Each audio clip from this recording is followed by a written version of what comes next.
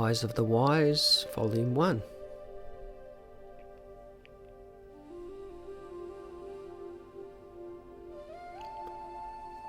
In Focus with Mahavan. We have been born and raised in a world in which seeing is believing. Because I can see it, I know it exists. Even accepting for argument's sake that this is true, understanding that something exists is not automatically synonymous with understanding its value. This is why Shukadev Goswami, at the beginning of his Bhagavatam presentation, says, Pashyanapi na pashyate.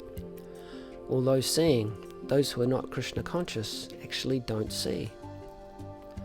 This lesson is so essential that it forms 1/4 of the original Bhagavatam that Lord Krishna spoke to Brahma at the beginning of creation.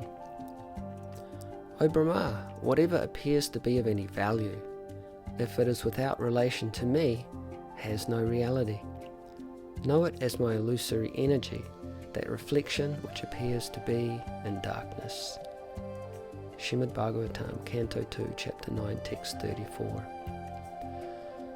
With ordinary vision we see only matter, the Lord's separated material energy, being blind to what makes what we see even seeable, the soul and supersoul. O Chief of the Bhartas, know that whatever you see in existence, both the moving and the non-moving, is only a combination of the field of activities and the knower of the field. One who sees the supersoul accompanying the individual soul in all bodies, and who understands that neither the soul nor the supersoul within the destructible body is ever destroyed, actually sees. Bhagavad Gita, Chapter 13, Text 27 to 28. Why does Krishna call his material energy separated energy? Because although it is his energy, we don't see that. We don't see its connection to him. That is the influence of that energy upon us, and the reason it is called illusory energy, Maya, that which is not. How do we start to see the real value of the world and those who inhabit it? Srila Prabhupada explains, the vision of devotees is not ordinary, it is purified by the process of devotional service. Srimad Bhagavatam, Canto 2, Chapter 9, Text 35, Purport. This is why devotional service begins with Shravanam, hearing from authority, because our vision is only as powerful as the sound we hear. Krishna explained to Arjuna the effects of proper hearing. Having obtained real knowledge from a self-realized soul, you will never fall again into such illusion, for by this knowledge you will see that all living beings are but part of the Supreme, or, in other words, that they are mine. Bhagavad Gita, 4th chapter, text 35. We can only see true value, that everything is Krishna's energy, through the eyes of genuine knowledge, the eyes of the wise. The foolish cannot understand how a living entity can quit his body, nor can they understand what sort of body he enjoys under the spell of the modes of nature. But one whose eyes are trained in knowledge can see all this. Bhagavad Gita, Chapter 15, Text 10. In an attempt to purify my own vision, in this e-photo zine I will try to connect what is generally seen as ordinary to the sublime by combining transcendental sound with the visual medium. I also hope this will be helpful to devotees and invite others to contribute in this In Focus section of the zine with their personal insights. Hare Krishna.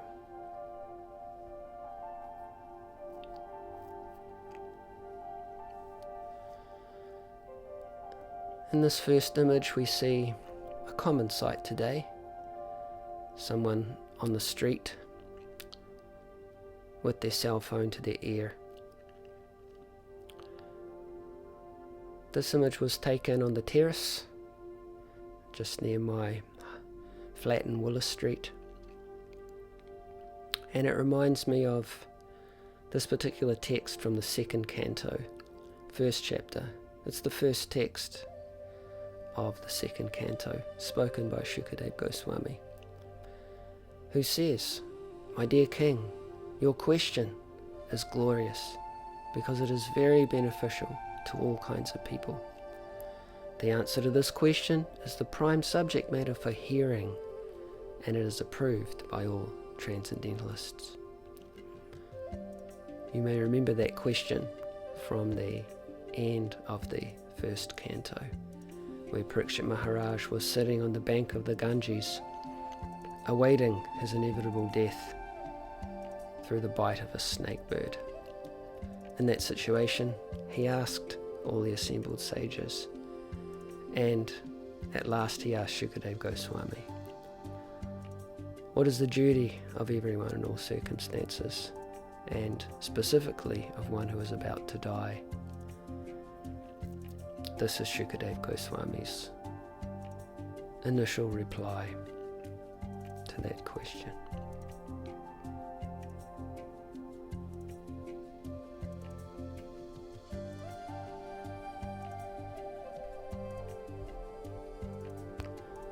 This is the view out of my lounge room window, very familiar sight to me, as I look north up Willis Street towards the Beehive.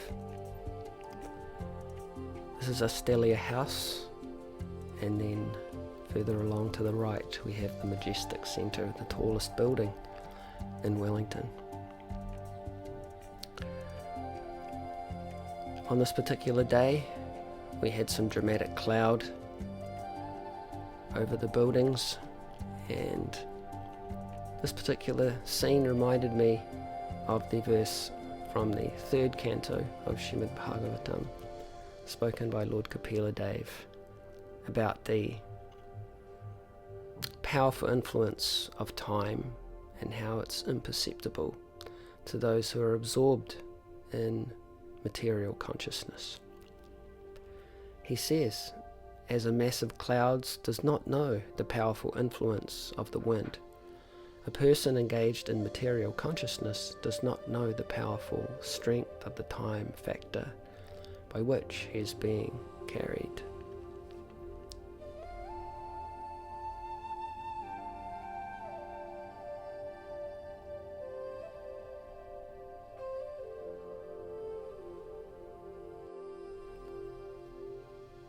This next image was taken in an outer suburb of Wellington, and as often happens when photographing architecture or shop fronts, someone walks into the frame and unbeknownst to them completes the composition. In this case, this lady walked into the shot with this petrol can, and the image reminded me of this very powerful verse by Lord Krishna in the third chapter of the Bhagavad Gita, where he says, thus the wise living entity's pure consciousness becomes covered by his eternal enemy in the form of lust, which is never satisfied and which burns like fire.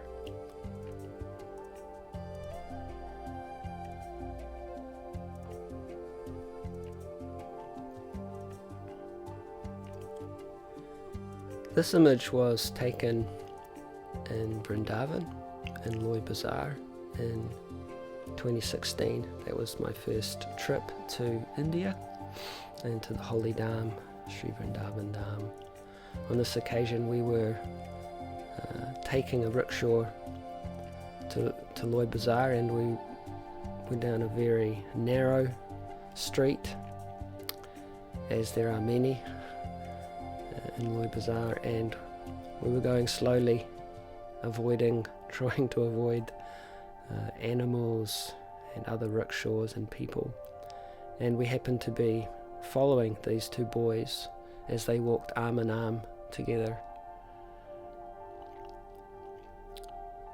Apparently by coincidence, we just happened to stop, our rickshaw just happened to stop at this particular spot because the road was blocked temporarily, and the boys just spontaneously turned around, and I managed to snap this picture from the rickshaw. You can see the boy on the left, he's looking at me. The boy on the right, he's looking at Kadiravan. Common sight in India to see boys walking arm in arm so affectionately. The shot reminds me of the famous verse in the 6th chapter of Bhagavad Gita where Krishna says that your mind can be either your friend or your enemy, and it really is in your best interests to make the mind a friend.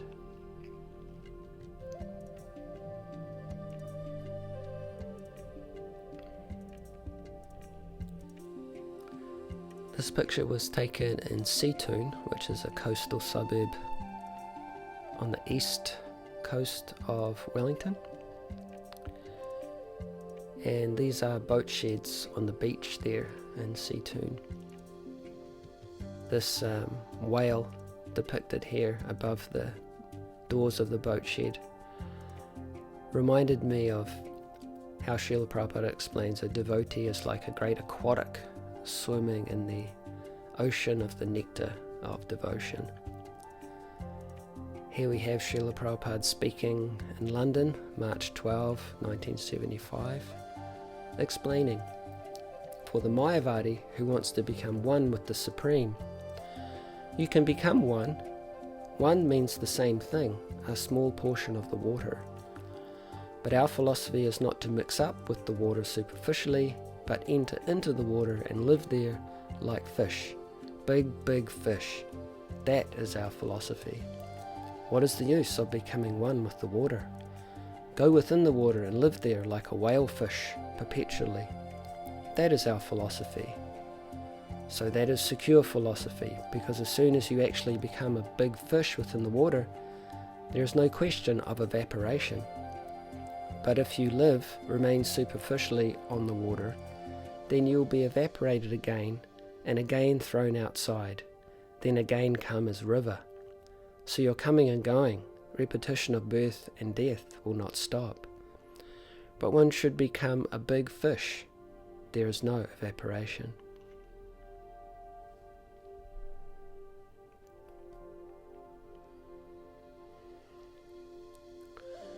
This picture was taken at the Wellington waterfront on Oriental Parade, and it reminds me seeing so many people swimming there in the usually quite freezing Wellington harbour, of this famous verse from the 10th canto of Srimad Bhagavatam, chapter 14, text 58, spoken by Lord Brahma. For those who have accepted the boat of the lotus feet of the Lord, who is the shelter of the cosmic manifestation, and is famous as Murari, the enemy of the Mura demon, the ocean of the material world is like the water contained in a calf's hoofprint. Their goal is Param Padam, Vaikuntha, the place where there are no material miseries, not the place where there is danger at every step.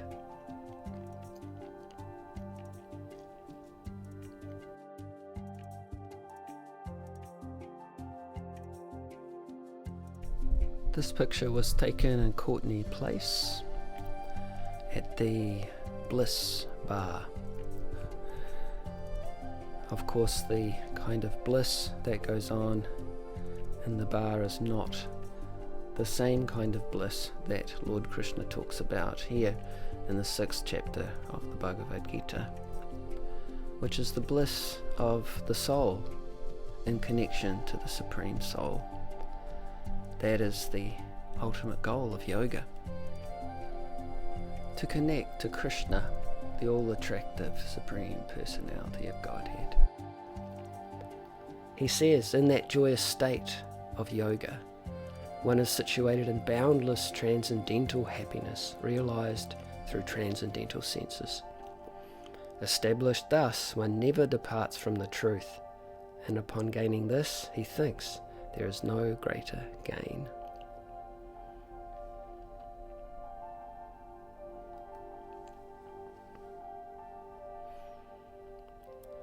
This picture was taken near the Wellington waterfront, just near the Te Papa Museum, and of course people like to go and photograph themselves in this interesting reflection of the sculpture.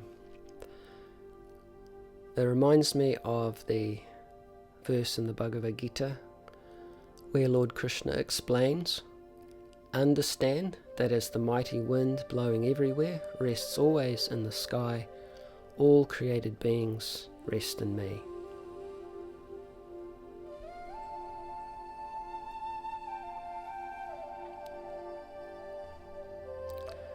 Here are two of my buddies, Kai and Trent, Paramakaruna Ashram heroes, in the inner city suburb of Newtown here in Wellington, which has some nice street art. This particular piece reminding us all that we are indeed guests of nature and therefore we should behave. Of course, we understand from the Bhagavad Gita that nature is not independent. It is dependent on its source, Lord Krishna, and therefore to actually see oneself as a guest of nature and to actually behave means to see oneself ultimately as a guest of Krishna and to follow Krishna's instructions on how to deal with his material nature. In his purport to Srimad Bhagavatam 1.10.6, Srila Prabhupada says, "To be non-violent to human beings and to be a killer or enemy of the poor animals is Satan's philosophy. In this age, there is enmity toward poor animals, and therefore the poor creatures are always anxious. The reaction of the poor animals is being forced on human society, and therefore there is always the strain of cold or hot war between men, individually, collectively, or nationally. At the time of Maharaj Yudhishthira, there were no different nations, although there were different subordinate states.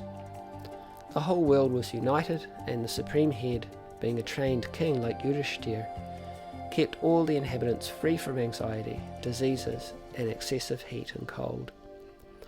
They were not only economically well-to-do, but also physically fit and undisturbed by supernatural power, by enmity from other living beings, and by disturbance of bodily and mental agonies." There is a proverb in Bengali that a bad king spoils the kingdom and a bad housewife spoils the family. This truth is applicable here also.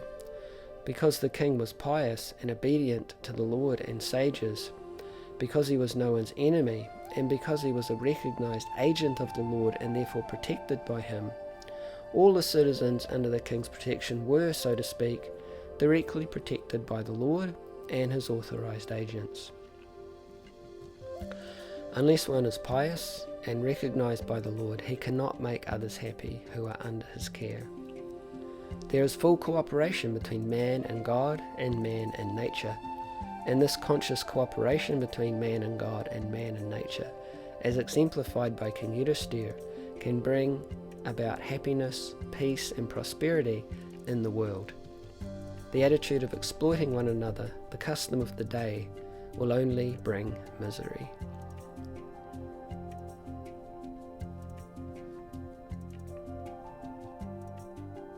This is a sculpture, I suppose, at the Wellington waterfront near Te Papa, and it's a statement by a famous New Zealand poet: "I live at the edge of the universe like everybody else." And it alludes to the idea that everybody considers themselves the centre of their own universe, with their own unique, although to some degree shared, perception and experience of life. Of course, however unique or shared our experience is, whether of ourselves, of others, or of the universe, it's extremely limited. And so this reminds me of the famous verse by Yamunacharya in his Stotra Ratna 13, where he says, "O my Lord, everything within material nature is limited by time, space, and thought. Your characteristics, however, being unequalled and unsurpassed, are always transcendental to such limitations. You sometimes cover such characteristics by your own energy, but nevertheless your unalloyed devotees are always able to see you under all circumstances. This is how we can get beyond our own inherent limitations and the illusion that we are the center of the universe through the process of bhakti yoga.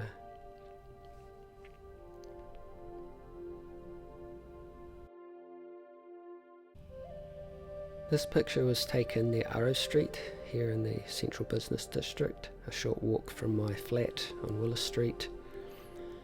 And I usually walk down this side street going from Willis Street to Arrow Street Park.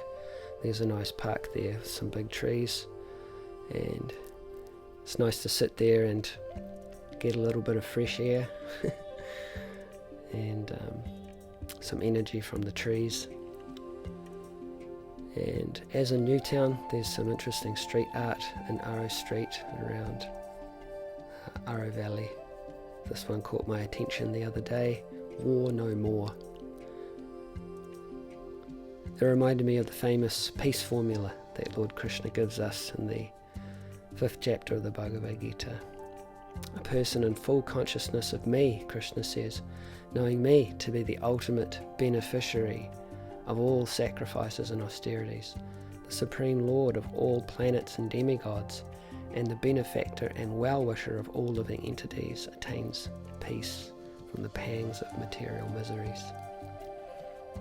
As Srila Prabhupada explains in his purport to this verse, that everyone in the material world is eager for peace, but actually they don't know the formula for peace, which is explained here by Lord Krishna.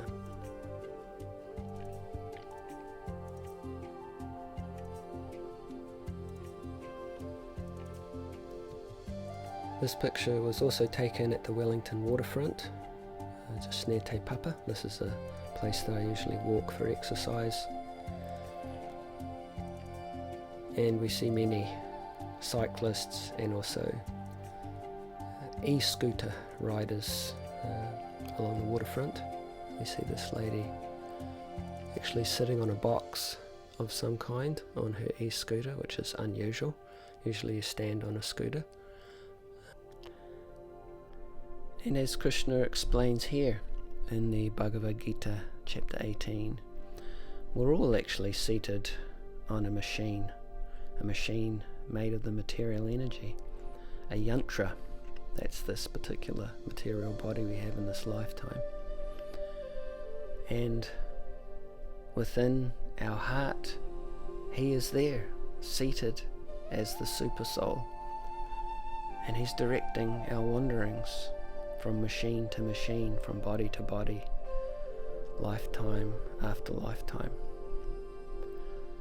So with scenes like this, it's interesting to contemplate how there's a machine made of material energy, seated on a machine made of the material energy, and seated on the machine made of the material energy called this body, there is the living entity, and within his own heart is seated the Supreme Lord.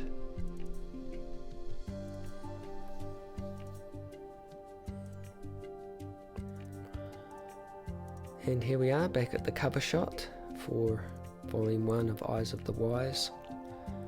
This is the letter W, which is part of the word Wellington, a big structure down there on the Wellington waterfront where people stand and have their photograph taken. Generally they're tourists, and the council has set up this situation where they can have their picture taken with this huge word Wellington, I suppose to just remember their visit to the city. And at the time this picture was taken, there were paintings or diagrams of superheroes on the different letters. As you can see here, I think this is Spider-Man on the letter W. So this reminded me of Prabhupada's description of the hero that he gives in his purport to Srimad Bhagavatam, Canto 4, Chapter 25, Text 25. There he says, every living entity is a hero in two ways. When he is a victim of the illusory energy, he works as a great hero in the material world, as a great leader, politician, businessman, industrialist, etc., and his heroic activities contribute to the material advancement of civilization. One can also become a hero by being master of the senses, a Goswami. Material activities are false heroic activities, whereas restraining the senses from material engagement is great heroism. Being part and parcel of Krishna, the living entity is certainly a great hero, but due to his own weakness, he becomes attracted to the material features. Krishna bahirmukha hana boga mancha kare nikatastha maya tare japotiya dare. It is said in the Prema Vivarta that when a living entity wants to enjoy material nature, he is immediately victimized by the material energy. A living entity is not forced to come into the material world. He makes his own choice, being attracted by beautiful women. Every living entity has the freedom to be attracted by material nature, or to stand as a hero and resist that attraction. It is simply a question of the living entities being attracted or not being attracted.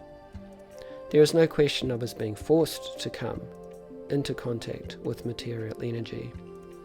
One who can keep himself steady and resist the attraction of material nature is certainly a hero and deserves to be called a Goswami. Unless one is master of the senses, he cannot become a Goswami. The living entity can take one of two positions in this world. He may become a servant of the senses, or he may become master of them. By becoming a servant of the senses, one becomes a great material hero, and by becoming master of the senses, he becomes a Goswami or spiritual hero. Hare Krishna. Srila Prabhupada ki jai.